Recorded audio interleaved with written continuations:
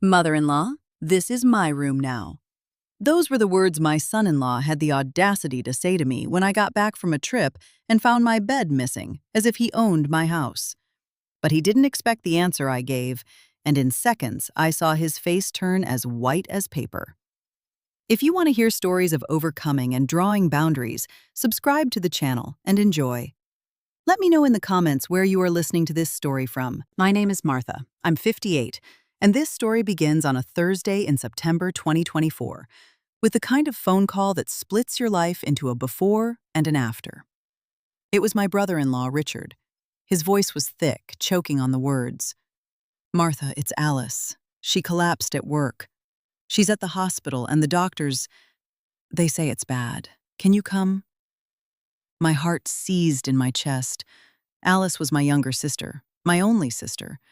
We had always been two sides of the same coin, tethered together despite the miles between our towns. She was 52, vibrant, bulletproof, or so I thought. The news of her lying in an ICU hit me like a physical blow. "Richard, I'm catching the first bus to Chicago. Text me the address." I told him, already on my feet, my brain spinning a frantic checklist of everything I needed to pack. I hung up and took a breathless look around my house. It was a 3-bedroom sanctuary I had bought with blood, sweat, and absolute sacrifice 15 years ago, clawing my way back from a bitter divorce to start from scratch. Every piece of furniture, every framed picture was a monument to my years grinding as an office manager at an accounting firm. I walked into the living room. My daughter Julia was on the couch watching TV with my 5-year-old granddaughter, little Beatrice. Derek, my son-in-law, was holed up in their bedroom, glued to his computer. "Julia, I need to talk to you," I said, forcing the tremor out of my voice. She muted the TV, her brow furrowing as she walked over. "Mom, what's wrong? You look like a ghost." "It's Aunt Alice," I said, keeping it brief. "She's in the hospital in Chicago. It's critical. I have to leave tonight." Julia gasped, her hand flying to her mouth. "Oh my God, what happened?" "I don't know the details yet.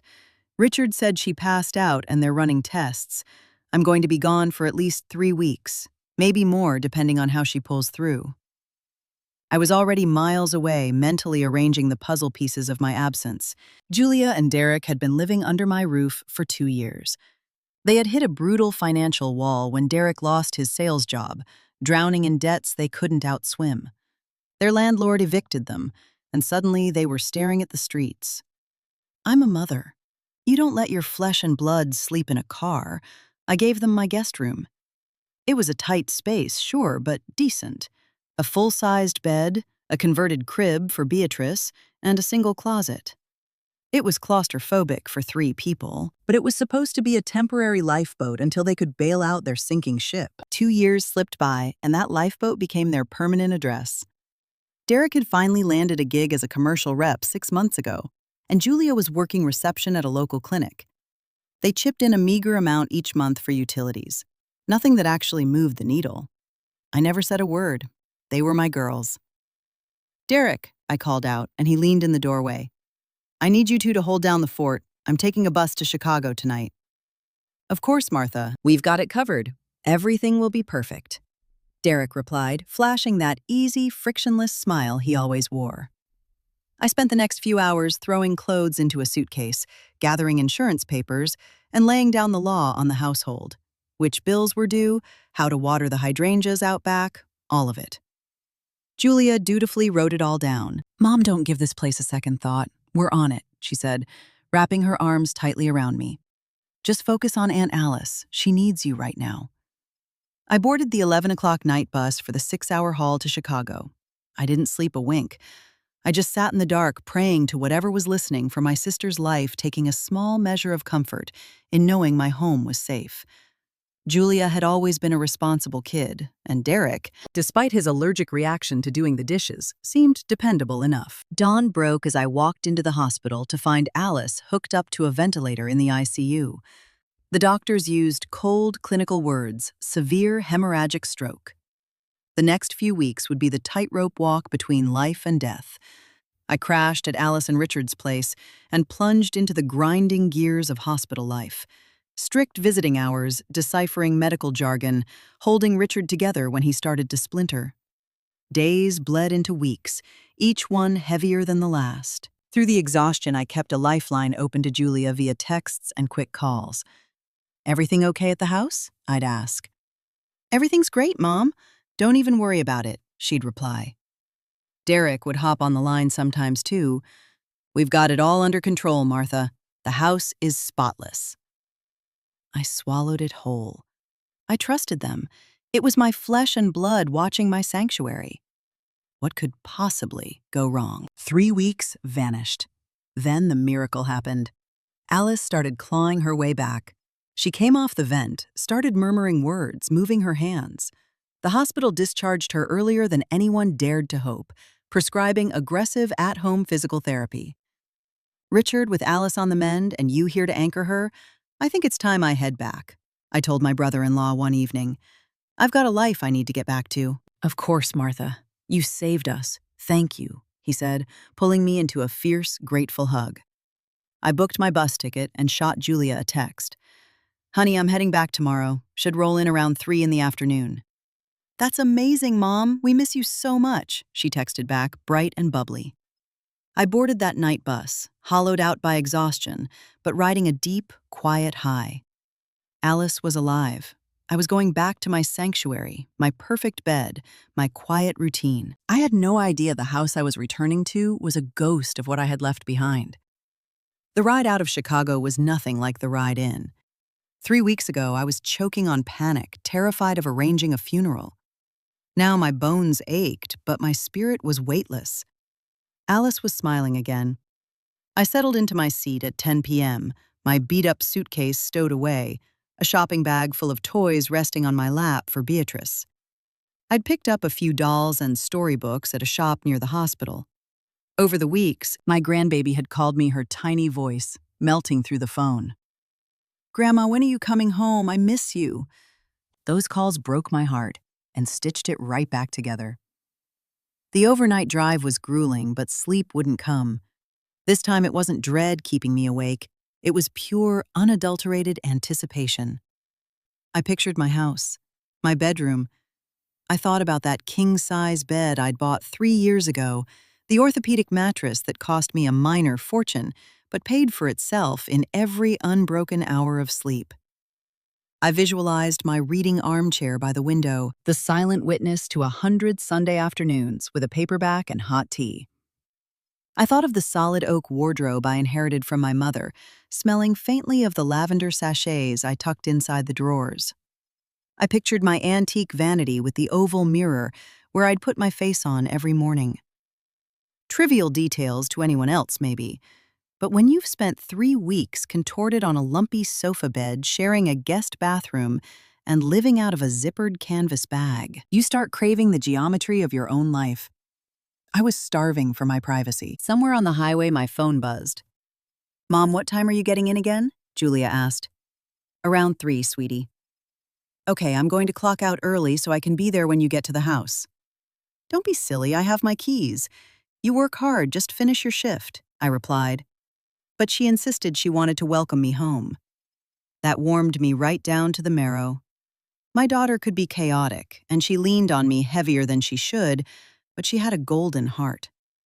I couldn't wait to hold her. The bus tore through the midnight blackness of the interstate, making its lonely stops at neon-lit gas stations to swap passengers. I drifted in and out of shallow sleep, jolting awake with that electric hum of anticipation in my chest. Every mile marker was a countdown. As the horizon bruised purple and gold with the dawn, the familiar topography of my home state began to roll past the window. The distant tree lines, the sprawling farms, the highway signs pointing to towns I'd known my whole life.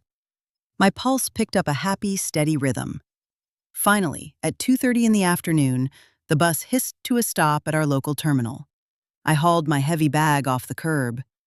I'd left with next to nothing, and was coming back weighed down with dirty laundry, toys, and a few things Alice wanted me to get fixed for her back home. I grabbed a cab. During that 15-minute ride, I looked at my town through a washed window. Chicago's relentless concrete noise makes you appreciate the slow, breathing quiet of a mid-sized American town, where life moves at a human speed. "Right here, the one with the blue gate," I told the driver, as we rolled down my street. I handed him the cash, grabbed my bag, and dragged it to the curb. I let out a breath I felt like I'd been holding for a month. There it was, exactly as I'd left it. The blue gate I'd painted last summer, the front yard with my rose bushes, the porch with the rocking chairs. My fortress, my quiet corner of the universe. I pushed the gate open and took the 3 steps up to the porch. The neighborhood was dead silent in the mid-afternoon slump. Nothing but the sound of sparrows and a breeze shivering through the oak trees. I slid the key into the deadbolt. The familiar heavy click echoed, and I pushed the door open. "I'm home," I called out, dropping my bag in the hallway. Nothing but silence. It made sense. Julia had said she was leaving work early, but she probably hadn't beaten me here yet. Derek was likely still on the clock, and Beatrice would be at daycare. I nudged the door shut with my foot and took it in. The living room was mostly put together, save for a landmine of Beatrice's toys and some crushed throw pillows. Nothing catastrophic. It's a house with a 5-year-old, not a museum. I walked into the kitchen and poured myself a tall glass of tap water. A few plates sat in the sink, but nothing gross. It looked like exactly what it was. A house run by 3 people left to their own devices for 21 days. I glanced at the oven clock. 2:45. Julia would probably walk through that door in 40 minutes.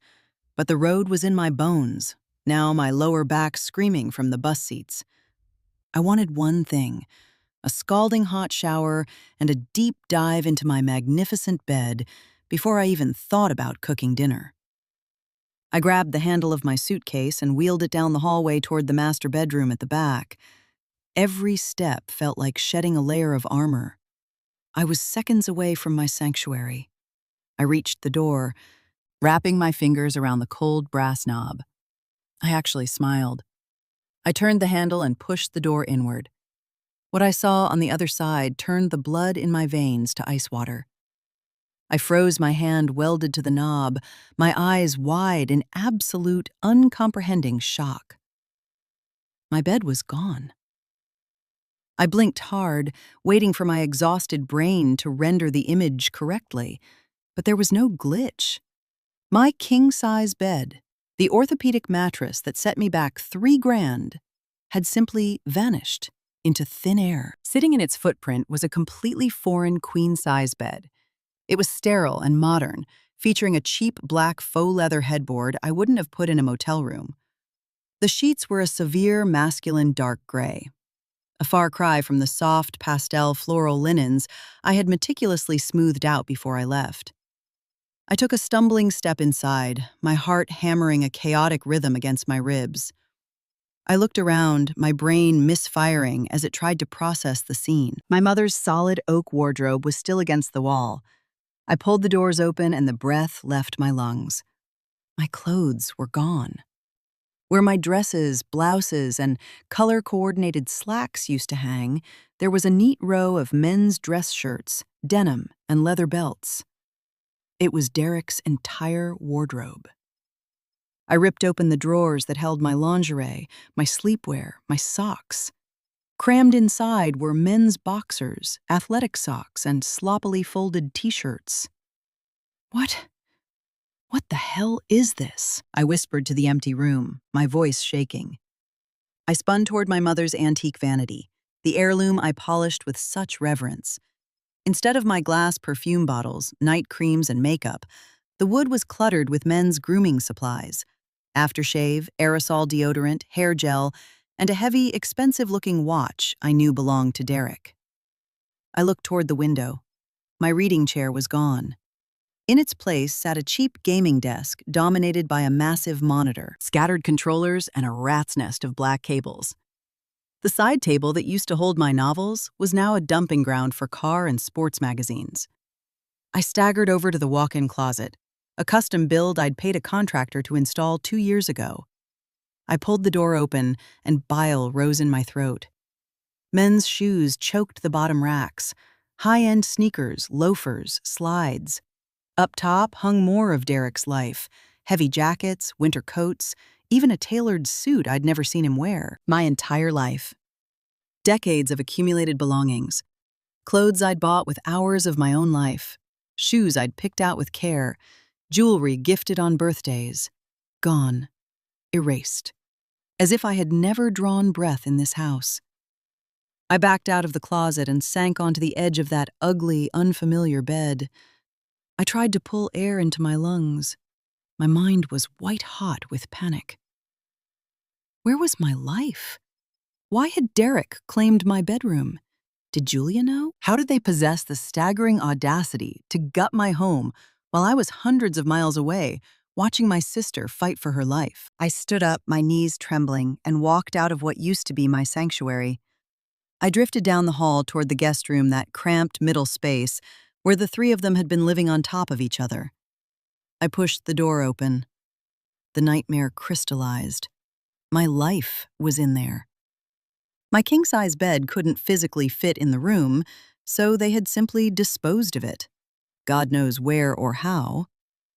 In its place, they had shoved a flimsy twin bed, the kind of cheap metal frame you buy at a discount store. My wardrobe didn't fit, so my clothes were hanging from a flimsy, rolling metal garment rack, the kind you use for a garage sale. My intimate apparel was stuffed into brown cardboard moving boxes, stacked carelessly in the corner. My shoes were dumped in a pile on the floor inside black trash bags. It was degrading. It was profoundly humiliating.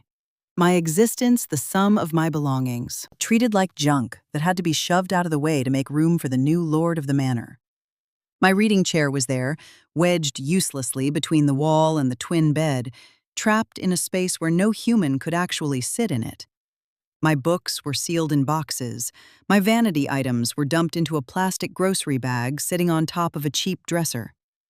Hot, blinding tears of pure fury pricked the corners of my eyes. How dare they? How did they conjure the nerve to gut my home, trash my belongings while I was miles away, wiping sweat off my dying sister's forehead? I stood in the middle of that claustrophobic box of a room. The walls felt like they were caving in. There was no big bay window looking out over the garden here, just a narrow slit of glass staring blankly at the neighbor's brick wall. I backed out, walked into the living room, and felt a cocktail of emotions so potent it physically choked me. Rage, betrayal, disbelief, a profound, hollow sorrow. It all twisted into a tight knot right under my ribs. I looked at the wall clock. 3:20. Julia would be walking through that door any minute, and Derek would clock out and be home by 6. I sat down on the couch, my hand resting on the handle of the suitcase I'd abandoned in the hall, and I waited. I sat with a terrifying, glassy exterior calm that masked the absolute hurricane tearing through my chest. They were going to have to explain this, and it had better be the greatest story ever told. Because if they thought they could hijack my room, scramble my house, and assign me a cot like an unwanted boarder, they had severely underestimated me. I crossed my arms and locked my eyes on the front door. The storm was coming, and they didn't have the slightest clue they were standing in its path. The next few hours stretched into eternity. Rooted to that couch, burning a hole through the front door with my eyes, my brain spun in a dark, relentless loop. I visualized the violation of my space. I saw my belongings reduced to trash, shifted around at the whim of people living on my dime. At 4:30, my phone rang. It was Julia. "Mom, I'm so sorry I couldn't get out early.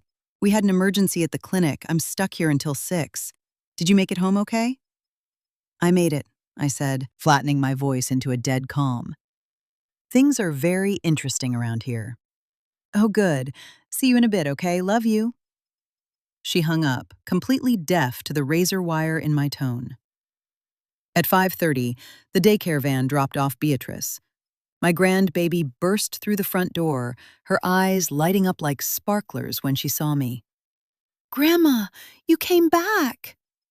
She launched herself into my lap, and I squeezed her tight, inhaling that specific, perfect smell of childhood baby shampoo, crayons, and graham crackers.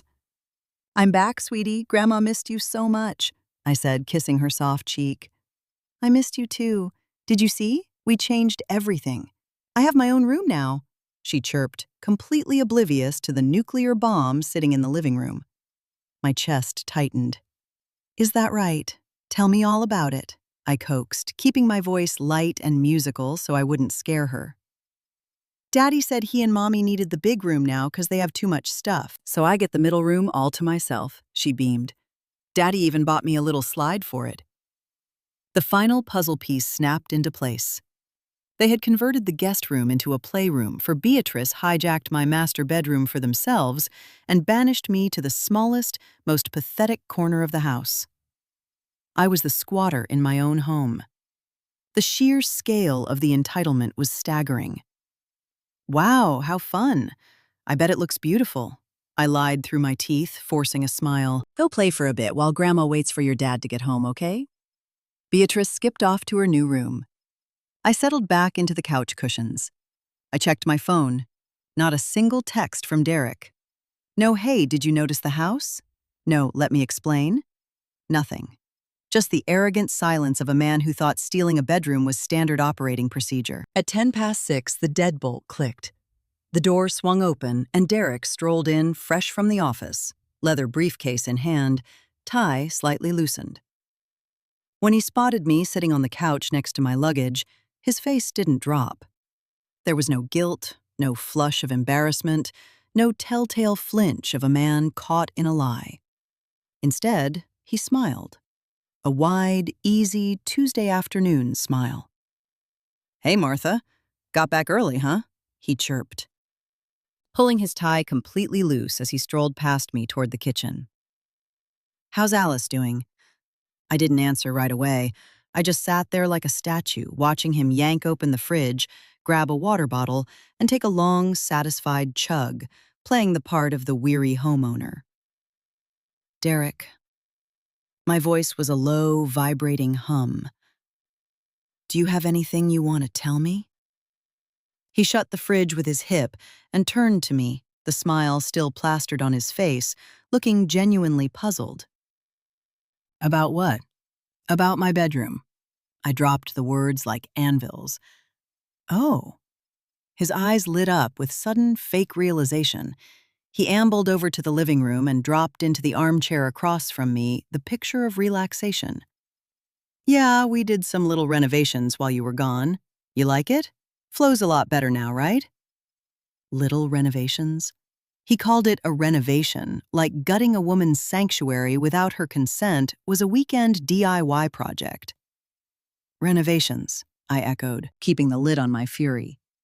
You call hijacking my bedroom and dumping my belongings without my permission a renovation? Derek waved his hand in the air, batting away my anger like a pesky mosquito. Oh, Martha, come on, it's not like that. We just reallocated the space logically. Look, Julia and I were talking, and we realized it was just too cramped in that little room for the three of us. Beatrice is getting bigger. She needs her own space. And that justifies stealing my bedroom? I asked, my voice terrifyingly calm while my blood boiled. It's not stealing, Martha. It's maximizing the floor plan. He leaned forward, adopting that slow, patronizing tone a teacher uses on a slow kindergartner. Think about it. You're just one person. We're three. It makes way more sense for the family to have the master, and you take the smaller room. It's perfectly adequate for a single woman. The sheer acrobatics of his twisted logic left me breathless. He genuinely believed his own spin. He actually thought his convenience gave him eminent domain over my house. And my bed? Where's my king-size bed? I asked. Oh, that thing was way too massive for the small room. Wouldn't fit. So we sold it and bought you a twin. It's way more practical for the square footage. He said it so casually, like liquidating another human being's property was just a Tuesday errand. You sold my bed? I repeated, dragging the words out so they hung in the air. Yeah, but with the cash, we bought a new bed for us and the twin for you. Win-win for everybody.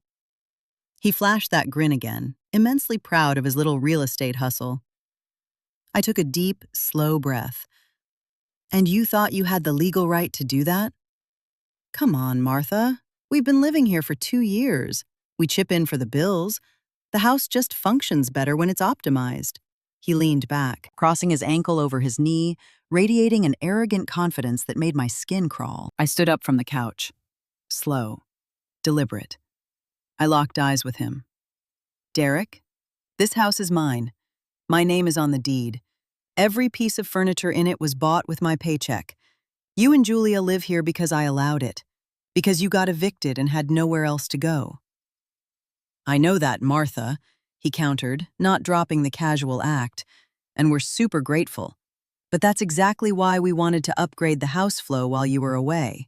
It was supposed to be a surprise. A surprise. He was calling this home invasion a surprise. Derek, where is my life? Where are my clothes, my furniture? I asked my brain, still rejecting the sheer scale of his gall. He popped up from the chair and waved me toward the hallway. Come on, let me give you the grand tour, show you the new setup.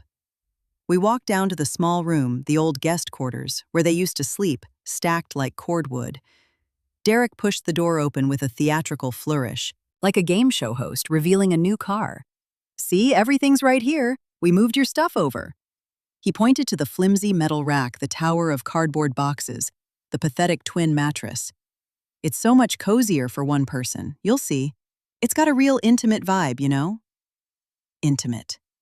The man was looking at a claustrophobic holding cell and calling it intimate. Derek, my bed is not in here. My wardrobe is not in here. My vanity is missing. I pointed a shaking finger at the cardboard and the rolling rack. You treated my life like dumpster fodder. It's not trash, Martha. We organized it perfectly. Look, the twin bed is brand new, scored it on sale, super comfy. He patted the anemic mattress. And these open racks are way more practical. You can grab your clothes way faster than digging through a heavy wooden closet. His ability to warp reality was spectacular.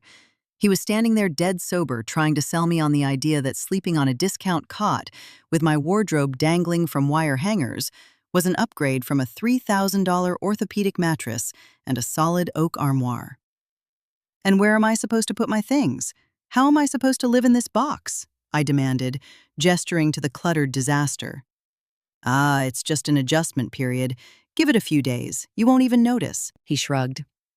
Julia labeled all the boxes for you. Just unpack as you need stuff. As I need stuff, like I was a transient living out of a suitcase in a cheap motel. I walked away back to the living room and collapsed onto the couch. My brain was a skipping record. Derek strolled into the kitchen, grabbed more water, and brought me a glass, playing the gracious host in my house. Look, Martha, I get that it's a shock. Change is always scary at first, he said, dripping with condescension. But we really gamed this out. It makes total practical sense. Practical sense, I repeated. Stealing a woman's bedroom makes practical sense to you? It's not stealing, Martha. It's reallocating the footprint. He pushed back, a flicker of genuine annoyance creeping into his face over my lack of gratitude. You were gone for 3 weeks. We pulled the trigger on an update that was long overdue. An update I never authorized, I fired back. Martha, honestly, we don't need a permission slip to optimize the house we live in, Derek snapped. For the first time, the frat boy charm vanished, replaced by something hard and ugly. We pay our way here. We keep the lights on. You chip in $300 a month, Derek. $300 in a house that eats $1,500 in basic utilities and taxes. I stated my voice a flat line. But we put in sweat equity. Julia scrubs the floors, I mow the lawn, we buy groceries, he argued, his face flushing with righteous indignation. Things you would do anywhere you lived. That's not a favor. That's the baseline requirement of being an adult, I countered. Derek sucked in a sharp breath. His face hardened. The mask was completely gone now, exposing the rotting wood underneath. He leaned forward, burning his eyes into mine. Martha, you need to get one thing straight. He dropped the words like stones. That is my room now. It's not yours anymore. It's mine and Julia's. The silence in the room became a physical weight. He said it. He had actually planted a flag in the middle of my house and claimed it as conquered territory. Your room, I repeated, drawing it out, making absolutely sure I wasn't hallucinating. That's right, my room. He doubled down, crossing his arms over his chest. We pumped capital into that remodel, Martha. We bought new fixtures. That bed in there cost $2,000. We painted the drywall, hung new blinds, wired in a brand new mini-split AC. We sank serious money into it. Money sank into my bedroom, in my house, without my consent. My voice finally began to crack the speedometer. Money sank into a space we actually utilize. And frankly, Martha, you didn't even need that massive room all to yourself. One person does not need that kind of square footage. The sheer blinding arrogance of the man temporarily short-circuited my brain. Let me make sure I'm tracking this. I stood up again, towering over him. You liquidated my bed. You hijacked my room. You bolted hardware to my walls without asking. And now you're telling me the room isn't mine anymore because you bought some furniture for it? Exactly. Now you're getting it. Derek stood up to meet me, acting like a tutor whose slow student had finally solved the math problem. We elevated the space, Martha. It's worth way more now. And it's housing a family, not just one woman. The audacity. The absolute sociopathic disregard for my existence. It was a masterclass in disrespect playing out in my own living room. And you genuinely believe, I started, my voice dropping to a terrifying, lethal whisper, that you have the right to do that in another woman's house? Martha, we've been here for 2 years. This is our house too now, he barked, throwing his arms wide like he was embracing the real estate. And a house operates best when it's optimized for everybody under the roof, not just one person. Right then, something inside my chest snapped. Or rather, it turned to diamond. The shock, the confusion, the desperate attempt to find reason, it all burned away. What was left was cold, crystal clarity. I knew exactly what had to be done. I took a deep breath. 1, 2, 3. I counted to 10 in the dark theater of my mind, an old trick to keep from committing a felony. When I finally opened my mouth, the sound that came out was so smooth and chillingly calm, it scared even me. Derek, I said, locking my gaze onto his pupils, let me explain a core concept that you seem to have missed over the last 2 years of squatting here. He crossed his arms again, wearing that smug, punchable smirk, bracing himself for a scolding he thought he could easily swat away. I bought this house in 2009, right after my divorce. I put down the down payment. I bled for 8 years to pay off the mortgage. I paid the closing costs, the taxes, the roof repairs. Every single copper penny came out of my veins, out of my labor. I kept the volume low, but the pressure was immense. I know the history, Martha, but he tried to cut in. I am speaking. I sliced through his sentence like a scalpel. You and Julia moved in here in 2022 because you got evicted. You were drowning. You had 0 options and a toddler. And what did I do? I opened my front door. I gave you the guest room and told you to catch your breath for as long as it took. Derek shifted his weight from his left foot to his right. The smirk was starting to crack. For 24 months, you have handed me $300 a month. $300, Derek. Do you have any earthly idea what it costs to run this property? It's $500 just to keep the lights on, the water running, and the Wi-Fi connected. Add in property taxes, groceries, and a leaking pipe, and I am subsidizing your life to the tune of $1,000 a month, out of my pocket, so you can sleep warm. My voice was forged steel now, but we put in sweat equity. He tried again, but the bravado was leaking out of him. Wiping the counters where you make your own sandwiches and cutting the grass you walk on is not rent, Derek. It is the absolute bare minimum requirement of adulthood. It is not currency. It does not buy you equity in my house. I stepped closer. He opened his mouth, but I threw my hand up, killing the words in his throat. And now you stand in my living room and tell me you took my bedroom. You didn't ask. You didn't pitch an idea. You took it. You sold my mattress. A $3,000 bed that belonged to me. You hijacked my closet, my vanity, my private sanctuary, and stuffed my life into cardboard boxes like garbage. And then you have the staggering gall to look me in the eye and tell me it's yours. The silence in the room was absolute. The ticking of the wall clock sounded like gunshots. Down the hall, I could hear the faint, innocent babble of Beatrice playing with her dolls, completely blind to the execution happening in the living room. "Derek, do you know what it means when someone walks into your home and says, 'This is mine now'?" I asked, leaning into his personal space. "It's an invasion. It's the ultimate disrespect. It means that person is a parasite who doesn't understand boundaries." "Martha, you're being hysterical. We just reorganized the floor plan." He stammered, his voice losing its anchor. "Reorganized," I repeated, letting out a dry, dead laugh. "You raided my bedroom, threw out my property, and now you want a medal for it. But the sickest part, Derek, the truly terrifying part is that you actually believe you were entitled to do it." I walked over to the mahogany bookshelf where I kept my files. I pulled a heavy manila folder, flipped it open, and shoved the deed to the house into his chest. "Read it. Martha Elizabeth Holloway, sole owner. I don't see Derek on there. I don't see Julia. Just me.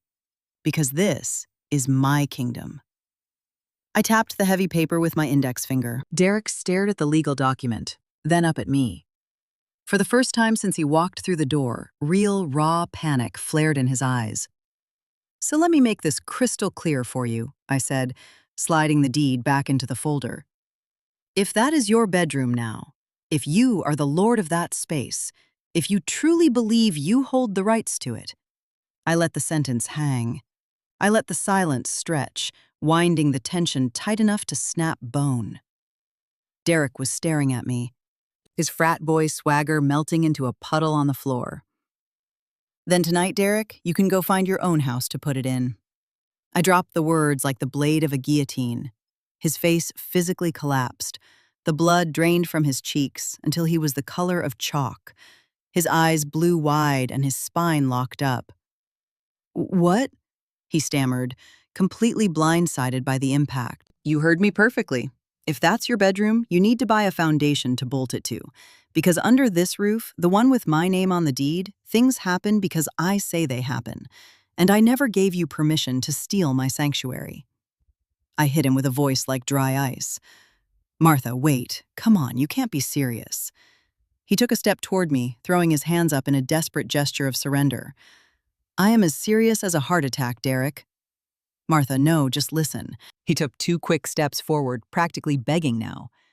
"You're twisting my words. I didn't mean it like that." I stood my ground, arms crossed, my face a stone mask. Inside, my heart was a drumline, but outside, I was placid water. You don't survive 20 years managing a chaotic accounting firm without learning how to hold your nerve in a firefight. I didn't twist a syllable, Derek.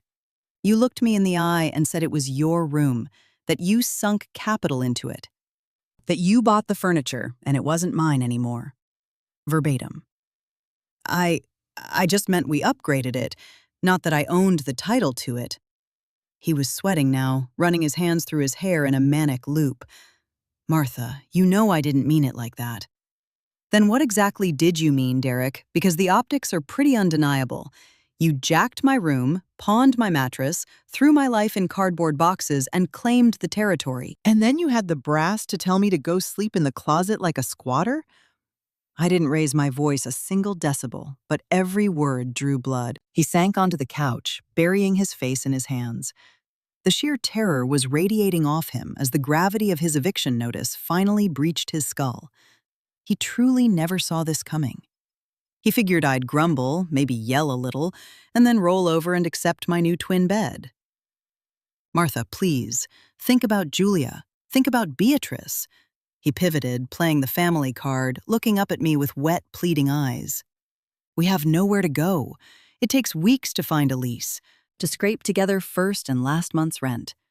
You probably should have run those numbers before you cannibalized my bedroom," I fired back. "You had 3 weeks while I was in Chicago, watching my sister cling to life. 3 weeks to mastermind this little coup, and you couldn't find 30 seconds to pick up a phone and ask for my consent?" "We wanted to surprise you," he pleaded, his voice cracking. "We thought you'd love it." "Love it." I let out a harsh, barking laugh. "Derek, did you honestly believe I was going to walk through that door, see my $3,000 bed, sold my clothes in moving boxes, And my bedroom hijacked, and thank you for it? What human being reacts like that? He was out of ammo. He just sat there staring at his shoes, his brain desperately searching for a loophole that didn't exist. And you know what the sickest part is, Derek? It's not the furniture.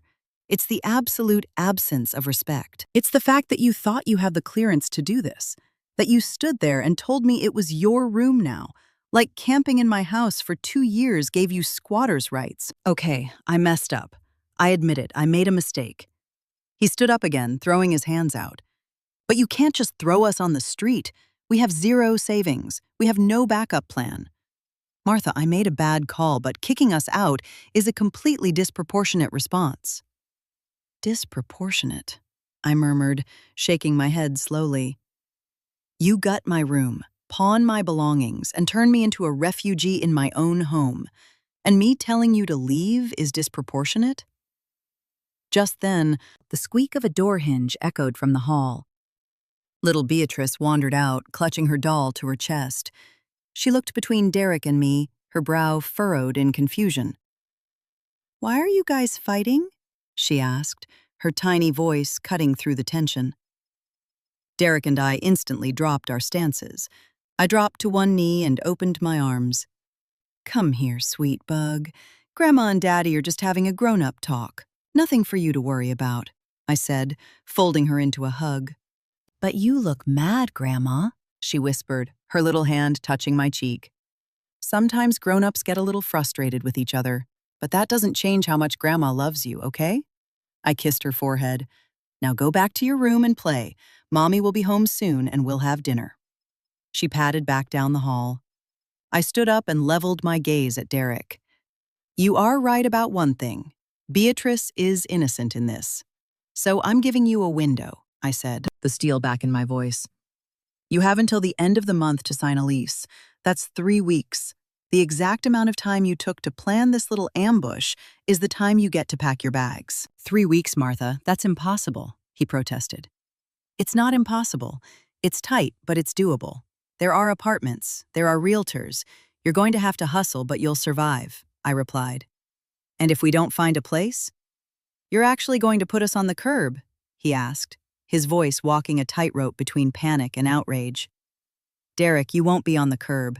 You'll be exactly where you should have been a year ago, under your own roof, where you can knock down walls and buy whatever beds you want because you actually own the title. You'll be owners, not guests who forgot their place." I stated it like an undeniable law of physics. Then the deadbolt rattled. Julia was home. The door swung open and my daughter walked in lugging her purse and a bag of groceries. She was still in her clinic scrubs, wearing the exhaustion of an 8-hour shift. But when she saw me, her face lit up like a Christmas tree. "Mom, you're back!" She dropped the bags and rushed over to hug me. "How is Aunt Alice? Is she okay?" I hugged her back, but my spine was rigid. Julia felt the ice immediately. She pulled back, looking at my face, and then over at Derek, who was standing in the center of the living room, looking like he was about to face a firing squad. "What is going on?" she asked, her brow furrowing. "Derek, why do you look like that?" "Julia, your mother is kicking us out," he blurted out, his voice cracking with hysteria. "Kicking us out, Mom? What is he talking about?" Julia spun back to me, utterly bewildered. I took a deep, stabilizing breath. "Julia, did you know Derek hijacked my bedroom, sold my mattress, and shoved my entire life into cardboard boxes while I was gone?" She blinked, once, twice, and then I saw it. It wasn't shock on her face, it was guilt. "Mom, wait, slow down, it wasn't like that. We just wanted to surprise you, give the house a little upgrade," she stammered, her hands fluttering nervously. "An upgrade?" I repeated, keeping the volume low. "Julia, you gutted my room. You fenced my bed. You colonized my sanctuary and treated me like a squatter. But Mom, it was supposed to be a good thing. We figured you'd love a smaller room, less to clean, and we desperately needed the square footage for Beatrice." She was talking a mile a minute, frantically trying to put lipstick on a pig. "Julia, a surprise is coming home to a vacuumed rug, watered plants, and maybe a pot roast in the oven. A surprise is not stealing a woman's bedroom." I stared dead into her eyes. "You knew about this. You signed off on it. She broke eye contact, staring at the floorboards. The ultimate confession. Mom, it was Derek's pitch, but I thought the logic tracked. We were just suffocating in that little room. And the brilliant solution was to suffocate me in it instead? I said. Julia, I own this house. I pay the mortgage. You live here on my grace because you had nowhere else to go. I watched the tears well up in her eyes. Grace, she echoed, her lip trembling. Is that how you see us? Just a charity case weighing you down? Do not put words in my mouth, Julia. I never complained once. I never demanded market rent. I never asked you to split the utilities. I opened my doors out of pure love because you are my blood. I stepped closer to her. But love does not give you a blank check to vandalize my property behind my back. Mom, please. Julia reached out, grabbing my forearm. We messed up. I know we did. We crossed a massive line. But you can't throw us out. We have nowhere to go. You should have factored that into the blueprint, I said, gently peeling her fingers off my arm. But Mom, we're broke. We can't just manifest a security deposit overnight. She was openly weeping now, hot tears streaking down her face. Are you really going to do this to us? To your own daughter? To your grandbaby? She was twisting the knife, and she knew it. She was weaponizing my maternal instinct, using my love for Beatrice as a shield. And God help me, it worked. My chest ached watching my little girl cry, knowing the collateral damage would hit my granddaughter. But I couldn't flinch. If I caved now, I was teaching them that my boundaries were made of paper, that they could walk all over me without consequence. Julia, I gave you a 3-week window, until the end of October. That is plenty of time to secure a lease, I said, holding the line despite the fracture in my heart. 3 weeks, Mom, that's insane. We need time to save for a down payment, a deposit, furniture, she sobbed. You magically found $2,000 for a new bed. You found the cash for an AC unit and paint. You clearly have capital, I fired back. And as for furniture, take the stuff you put in my room. Derek made it perfectly clear he holds the equity on it, so take it with you. Derek stepped forward. Martha, I already apologized for saying that. I didn't mean it. But you said it. And more importantly, you did it. I cut him off. Your actions broadcast exactly how little respect you have for me and my home. And now the bill is due. Julia collapsed onto the couch, burying her face in her hands, her shoulders shaking. Derek sat down next to her, draping an arm over her, but she shoved him off with a violent jerk. This is on you. I told you we should have called her, but you swore it was a genius surprise, she screamed at her husband. Don't pin this all on me, Julia. You signed off on it. You packed the boxes, he shouted back. I stood there watching my daughter and son-in-law tear into each other, passing the buck. A heavy, suffocating sadness washed over me. Not because I was kicking them out, but because they still didn't get it. They were fighting over logistics, completely blind to the profound moral failure of what they had done. Enough, I barked. The room went dead silent. You have until October 31st. Today is the 7th. That is 24 days. Spend them wisely. For the next few days, the house turned into a cold war zone. Julia and Derek treated me like a ghost, communicating only in clipped sentences and toxic glares. They tried a dozen different angles to break my resolve, but I was granite. That first night back, I tried to sleep in that claustrophobic box, surrounded by the cardboard towers of my life. The cheap twin bed shrieked under my weight. The paper-thin mattress drove spikes of pain into my lumbar. I stared at those tight, suffocating walls, and the fury reignited in my veins. No, I was not going to lie down and take this. The next morning, I woke up with ice in my veins. I grabbed my phone and dialed Henry, a razor-sharp attorney I'd known for years, back when he consulted for my accounting firm.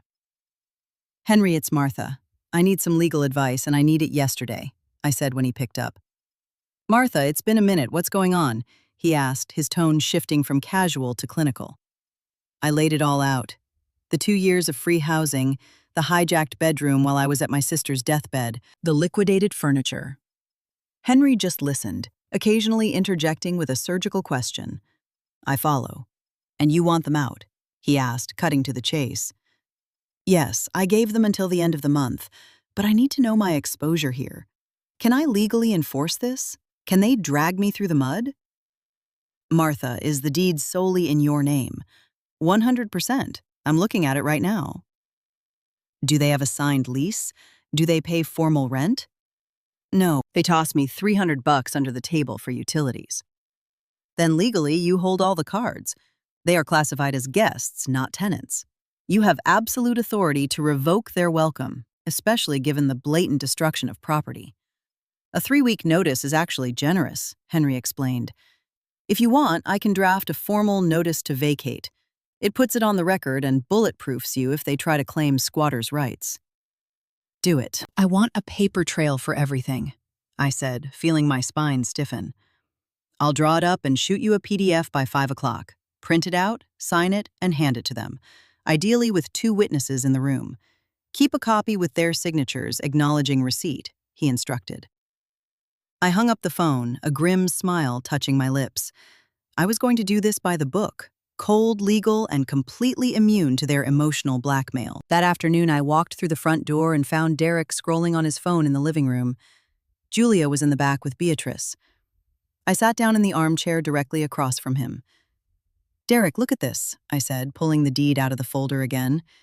He glanced up, his face a cocktail of fear and bitter resentment. What now, Martha? I slapped the heavy paper onto the coffee table between us. Read it. Out loud or in your head, I don't care. Just read every word. He picked it up like it was radioactive. I watched his eyes scan the legalese, hitting my name over and over. Sole owner. Free and clear. No encumbrances. This property is mine, Derek. My name, my money. Every brick, every shingle, every square foot belongs to me, I said, my voice echoing in the quiet room. You are not co-owners. You are not contracted tenants. You are guests. Guests who suffered a catastrophic lapse in memory regarding their place. I get it, Martha. Message received, he snapped, throwing the paper back on the table. No, you didn't get it. Because if you did, you wouldn't have pulled that stunt, I fired back. But just to eliminate any lingering confusion, my attorney is drafting a formal eviction notice. It hits my inbox at 5. You are going to sign it, acknowledging that you have until October 31st to vacate the premises. The color drained from his face again. An attorney? You're seriously escalating this to lawyers? I didn't escalate anything, Derek. You blew past every conceivable boundary when you colonized my bedroom, I replied coolly. Now I am handling this strictly by the book, fully documented, so there is zero room for your manipulation. And what about the furniture we bought? The mini-split we wired in? He scrambled, desperate for leverage. Take it. You said it yourself. You bought the equity. It's yours, right? So rip it out when you pack. The bed, the AC, whatever else you swiped your card for. I prefer it that way. I want absolutely nothing in this house that reminds me of this, I answered, my voice dropping below 0. Julia appeared in the hallway, having eavesdropped on the whole execution. Mom, are you really doing this? Lawyers, you're treating us like criminals. Not criminals, Julia, like unauthorized occupants who violated my trust and my property. There is a distinct legal difference, I said, turning to face her. And yes, I am putting it on paper. It protects me, and it protects you. Protects us? You're throwing us out on the street, she cried, the tears spilling over again. I am establishing a boundary that you two proved you couldn't respect on your own, I corrected her. And you aren't being thrown on the street today. You are being served with a reasonable timeline to secure alternative housing. That night, Henry's email pinged in my inbox. I printed 3 crisp copies of the notice to vacate. One for them, one for my files, one for a rainy day. The legalese was beautiful, clinical, undeniable, spelling out the timeline, the cause, and the severe legal fallout if they missed the deadline. The next morning, I invited 2 trusted neighbors over for coffee. Under their watchful eyes, I slid the paperwork across the table to Julia and Derek. They signed it. Their faces were twisted in bitter resentment, but they signed it. The negotiating window was nailed shut. The emotional blackmail was neutralized. The boundary was drawn in concrete, and this time it was going to hold. Those next 2 weeks were a psychological trench war inside my own home. Julia and Derek emptied the clip, firing every manipulative tactic in the book to break my resolve. First came the theatrics. Julia would sob at night, making sure the volume was cranked high enough to bleed through the drywall of my tiny room. "Mom, please, we have nowhere to go. How can you do this to your own daughter?" she would wail, pounding on my door at 2 in the morning. I would open it, stare her down, and say, "Julia, the clock is ticking. Spend your energy browsing Zillow instead of trying to guilt-trip me." Next came the bargaining phase. On day 3, Derek cornered me with a grand proposal. "Martha, what if we hit reset? We buy you a brand new king bed, exact same model. We move your stuff back. We undo the whole thing." It was never about the wood and the springs, Derek. It's about respect. You proved you have none for me, and you can't buy that back at a mattress store, I shot back without blinking. Then they called in airstrikes. Julia started dialing aunts, cousins, and mutual friends, spinning a wildly edited narrative where I was the heartless boomer evicting her family over a little interior decorating. The flying monkeys started calling me. "Martha, Julia is a wreck. Don't you think you're taking this a little too far?"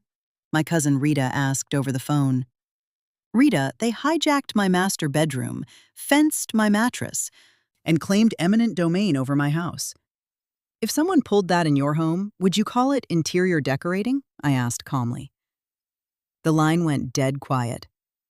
"When you frame it like that..." "Wow, Martha. I had no idea it was that bad." "Exactly. They're only screening the highlights reel," I told her. Finally, they tried the victim card. Derek started coming home acting like a beaten dog, sighing heavily, loudly complaining to the walls about how the housing market was rigged, how prices were extortionate, how landlords hated kids. "Then maybe you should have factored in the current interest rates before you bit the hand that gave you free rent," I would reply, offering 0 quarter. The true casualty of all this was Beatrice. My 5-year-old grandbaby was swimming in confusion, unable to process why cardboard boxes were suddenly multiplying, or why her mother was constantly in tears. One afternoon, she waddled up to me on the couch, clutching her raggedy doll, her huge eyes pooling with worry. "Grandma, Mommy said we have to leave. Why do you not love us anymore?" she asked. The words shattered my heart into dust. I dropped to my knees and took her tiny hands in mine. "Oh, my sweet bug, Grandma loves you more than the sun and the moon. That is never, ever going to change." "Then why do we have to go?" "Because sometimes grown-ups need to have their own castles. Mommy and Daddy are going to find a brand new house just for you guys, where you can paint the walls whatever color you want." "But I like living here with you," she whimpered, a fat tear rolling down her cheek. "And you are going to visit Grandma all the time, every single weekend if you want to. I'll bake your favorite chocolate chip cookies. We'll run in the sprinklers. We'll read all the books. None of that is going away, baby. You're just going to have 2 houses to play in now," I promised, wiping the wetness from her face. "Do you promise you'll still be my grandma?" she asked with that heavy, heartbreaking toddler logic. "I promise, forever and a day." I pressed a long kiss to her forehead. I looked up. Julia was standing in the hallway. She had watched the whole exchange. For a fleeting second, the venom in her eyes was gone, replaced by a raw, devastating realization that her entitlement hadn't just blown up her life, it had broken her daughter's heart. Behind the scenes, the panic had finally morphed into action. Derek and Julia realized I wasn't playing a game of chicken. The eviction was real, and it was barreling toward them. They spent every evening and weekend touring cramped rentals, haggling with leasing agents, and burning up their phones. On day 10, they walked through the door. "Martha, we secured a lease," Derek announced. His voice was hollow, stripped of all its former frat boy swagger. 2 beds, 1 bath, over in the Floral Park neighborhood. We talked the property manager into a lower security deposit. We signed the papers an hour ago. A massive, invisible weight lifted off my chest, but I kept my face perfectly blank. "Good. When's the move out?" 10 days from now, the 27th, Julia mumbled, staring at the floorboards. We'll be out before your deadline. Do you need a hand? I can cover the cost of the U-Haul, I offered. We don't need your money, she snapped, cold as ice. We'll handle it. The final countdown was a symphony of ripping packing tape and sliding cardboard. I stuck to my routine. I clocked in at the firm, clocked out, and ate my dinners in the quiet of the kitchen. Slowly, the house began to hollow out. The physical clutter was disappearing, and with it, the suffocating, toxic tension of the last 2 years. The tumor was being excised. My sanctuary was coming back to me. October 27th broke gray and overcast the sky, matching the heavy, bruised mood inside the house. The moving truck backed into the driveway at 8 a.m. sharp. Hired hands started hauling out the boxes, the cheap furniture, the accumulated debris of 2 years of squatting. I stood on the porch, leaning against the railing, caught in a bizarre crossfire of emotions. Massive, lung-expanding relief that I was getting my life back, mixed with a deep, throbbing ache. The amputation was necessary to save the patient, but cutting off family still bleeds. Derek stood by the truck with a face like thunder, barking orders at the movers. The queen bed they had put in my room was broken down and loaded. They ripped the mini-split AC off the drywall, leaving behind a jagged hole and exposed copper wire I'd have to hire a guy to patch. The gaming rig, the suits, the sneakers, all marched out the door. Julia was doing a final sweep of the rooms, checking the closets. Beatrice sat on the bottom porch step, squeezing her doll, watching her life get packed into a metal box with a tragic, confused pout. By 11 o'clock, the truck was packed tight. Julia walked out with one last taped box, shoved it into the back, and walked over to me. "I think that's the last of it," she said, her voice small and brittle. "We swept the floors, left nothing behind." "Do you have the keys to the new place?" I asked, keeping my tone perfectly neutral. "Yeah, picked them up from the landlord yesterday," she mumbled, staring at the concrete. The silence stretched between us, thick and awkward. "Mom, I just wanted to say—" "You don't need to say anything today, Julia," I interrupted gently. "You've got a truck to unload and a house to put together. We can talk later." She nodded, biting her lip to keep the tears from spilling over. She called out to Beatrice. The little girl sprinted up the steps and threw her arms around my neck. "Bye, Grandma. Are you going to come see my new room?" she asked, squeezing tight. "Wild horses couldn't keep me away, sweet bug. And you're coming back here to see me, too. Deal? Grandma's door is always open for you." I kissed the crown of her head. Derek climbed into the driver's seat of their sedan, staring straight through the windshield, refusing to even look at me. Julia strapped Beatrice into the back, got in and fired up the engine. They pulled out, trailing the moving truck down the asphalt. I stood on the porch, watching the tail lights fade until they turned the corner and vanished. The silence that washed over the property was absolute, deafening. I walked back into the empty house. I drifted through the rooms like a ghost. The master bedroom looked like a war zone. Scuff marks on the paint, drywall dust from the ripped-out AC, deep gouges in the hardwood where they had dragged their cheap furniture. But it was empty. It was mine. I pulled out my phone and dialed a contractor I had vetted 3 days ago. "Hi, I need to book a complete bedroom overhaul. Drywall patching, fresh paint, some electrical work, the whole 9 yards. Over the next few days, I threw myself into the resurrection of my sanctuary. I hired a crew to patch the holes and roll on a coat of soft slate blue, a color I'd always wanted but never pulled the trigger on. An electrician rewired the mess Derek left behind. I swiped my card for a brand new king-size bed, an upgrade from the last one featuring a pocket coil mattress I caught on clearance. I sold the leftover junk Derek had abandoned in the garage. I took that cash and hunted down a stunning solid oak wardrobe and a vintage vanity at a local antique dealer. I bought a reading chair so plush it felt like sitting on a cloud. 2 weeks later, the room was finished. It wasn't a carbon copy of the past, it was better.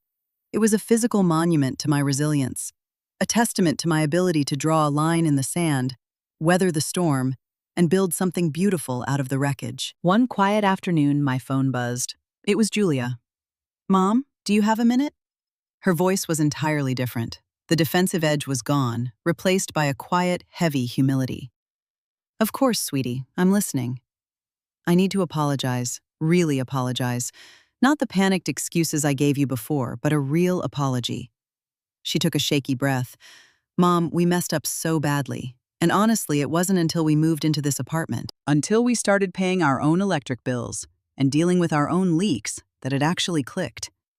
I finally see how much you sacrificed for us. We were so incredibly privileged, and we were completely blind to it. I sat back in my new reading chair, watching the afternoon sun filter through the window. Go on. Even Derek sees it now. He knows he acted like a monster. That toxic entitlement. Mom, I know it's not an excuse, but he grew up in a house where he was the golden child. He got everything he pointed at. He never learned what a boundary was. But as his wife, I should have drawn the line. I didn't. I let him talk me into believing that stealing your room was a smart real estate move. Are you guys okay in the new place? I asked softly. We are. It's tiny, it's insanely expensive, and it's stressful. But it's ours, and that changes everything. Beatrice is doing great. She's already making friends with the kids in the hall. And Mom, I learned a lesson I am going to carry to my grave. Kindness without boundaries is just weakness, and setting hard lines with love is the ultimate form of respect. A warm tear slipped down my cheek. Julia, I forgive you. And I want you to know that you are always welcome in this house. For Sunday dinners, for Beatrice's birthdays, for coffee, but as guests, not as roommates. I know, Mom, I totally agree. Thank you for teaching me that even though it broke my heart to learn it. Over the next few months, we forged a new, healthy rhythm. Julia, Derek, and Beatrice came over for Sunday roasts. I'd swing by their apartment on random Tuesdays, bringing fresh pastries and little toys for my granddaughter. But the dynamic had fundamentally shifted. There was mutual respect now, ironclad boundaries, a deep, unspoken understanding that family love does not require you to swallow disrespect. On a freezing December afternoon, I sat on my front porch nursing a mug of hot tea. I looked through the glass window at my bedroom, my resurrected sanctuary, my reclaimed peace. I learned the hard way that enforcing a boundary isn't cruelty, it's self-preservation. Defending your territory isn't selfish, it's basic human dignity. And sometimes the most profound act of love you can offer your family is teaching them that you demand respect. My house was my fortress again, and this time no one was ever taking the keys.